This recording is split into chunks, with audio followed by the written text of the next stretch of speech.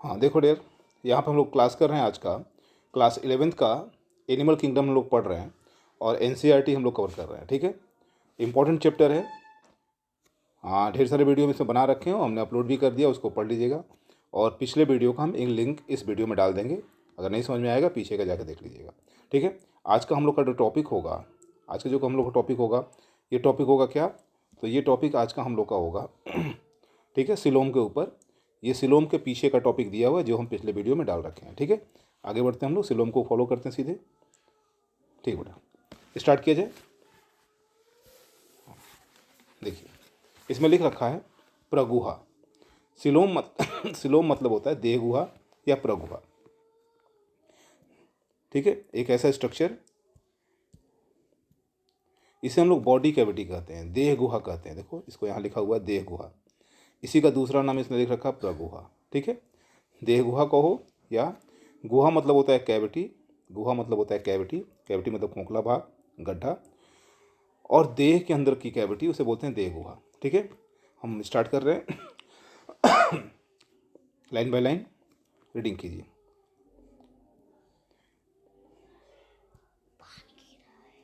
शरीर भित्ति तथा आहार नाल के बीच गुहा की उपस्थिति अथवा अनुपस्थिति वर्गीकरण का मुख्य आधार है। याद रखो बेटा, जब हम लोग एनिमल किंगडम को बांट रहे हैं अलग अलग ग्रुप्स में, तो ये ध्यान दे रहे हैं कि उनके बॉडी के अंदर गुहा है कि नहीं, कैविटी है, उपस्थित है या अनुपस्थित है।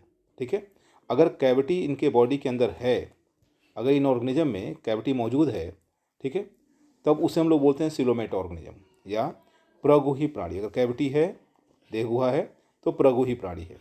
अगर देह गुहा नहीं है तो अगुही प्राणी है। याद रखो बेटा, गुहा नहीं है अगुही, गुहा है प्रगुही। ठीक है, लेकिन अगर कैविटी की तरह संरचना दिख रहा है, याद रखो बेटा, कैविटी तो दिखाई दे रहा है, इस डायग्राम को देखो, कैविटी तो दिख रहा है, यहाँ पे बॉडी कैविटी दिख रही है, लेकिन ये कैविटी रियल कैविटी से की तरह नहीं है या रियल कैविटी नहीं है, क्योंकि जो वास्तविक गुहा होती है, देह गुहा होती है, वो मीजोडर्म से बनती है बेटा, मीजोडर्म से बनती है। याद रखो, मीजोडर्म में स्प्लिटिंग होता है जो बॉडी कैविटी को बनाता है।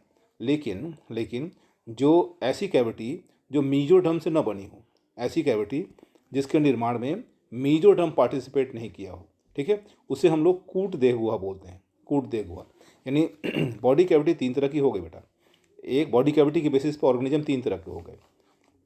प्रगुही बोलते हैं सिलोमेटेड, अगुही बोलते हैं एसिलोमेटेड, और कूट सिलोमेट बोलते हैं, सीडोपोडिया बोलते हैं, सीडोसिलोमेट बोलते हैं। ठीक है बेटा, स्टार्ट कर रहे हैं और इसे ध्यान से देखिए। बॉडी शरीर के भित्ति तथा आहार नाल के बीच गुहा की उपस्थिति अथवा अनुपस्थिति वर्गीकरण का मुख्य आधार है। ठीक बेटा, क्लासिफिकेशन का मेन बेस है। आगे, मीजोडर्म से आच्छादित शरीर की गुहा को देह गुहा कहते हैं। याद रखो बेटा, जो भी कैविटी होगी उसकी बाउंड्री पर मीजोडर्म की लेयर होगी। अगर मीजोडर्म की लेयर उसकी दीवार पर है तब तो वह देह गुहा वास्तविक है। ठीक है, लेकिन अगर वो नहीं है, अगर लेयर नहीं है तो वो कैविटी है, लेयर नहीं है, तो उसे हम लोग कूट देह गुहा बोलते हैं। आगे लिखा है इससे युक्त प्राणी यानी देह गुहा से युक्त प्राणी जो होता है उसे हम लोग प्रगुही प्राणी कहते हैं, सिलोमेट ऑर्गेनिज्म कहते हैं। इसके पास अगर बॉडी कैविटी है तो वो सिलोमेट है। ठीक है, उदाहरण सिलोमेट कौन कौन सा प्राणी है? उदाहरण एनिलिडा है, मोलस्का है, आर्थ्रोपोडा है, इकाइनोडर्मेटा है, हेमिकॉर्डेटा और कॉर्डेटा है। याद रखो बेटा, किसके पास देह गुहा है? एनिलिडा के पास है, मोलस्का के पास है, आर्थ्रोपोडा के पास है, इकाइनोडर्मेटा के पास है, हेमिकॉर्डेटा के पास है और कॉर्डेटा के पास। ठीक है, ये सब के सब क्या हैं? तो ये सब के सब देह गुही प्राणी हैं। ठीक बेटा, आगे हम लोग बढ़ रहे हैं। कुछ प्राणियों में यह गुहा मीजोडर्म से आच्छादित नहीं होती, यानी जब बॉडी कैविटी को देखते हैं तो उसकी दीवार पर मीजोडर्म का लेयर नहीं होता। अगर मीजोडर्म का लेयर नहीं है, ठीक है, बल्कि मध्य त्वचा यानी मीसोडर्म और बाह्य त्वचा एवं अंतः त्वचा के बीच बिखरी हुई होती थैली पाई जाती है। ठीक है, अब उसमें जगह जगह छोटी छोटी थैलियाँ पाई जा रही हैं। ऐसी कैविटी को क्या बोलते हैं? इसे बोलते हैं कूट देह गुहा।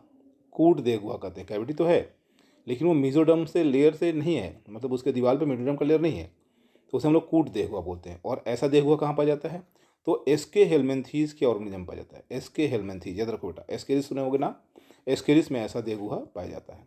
आगे लिखा हुआ है, जिन प्राणियों के शरीर में गुहा नहीं पाई जाती उन्हें अगुही प्राणी कहते हैं।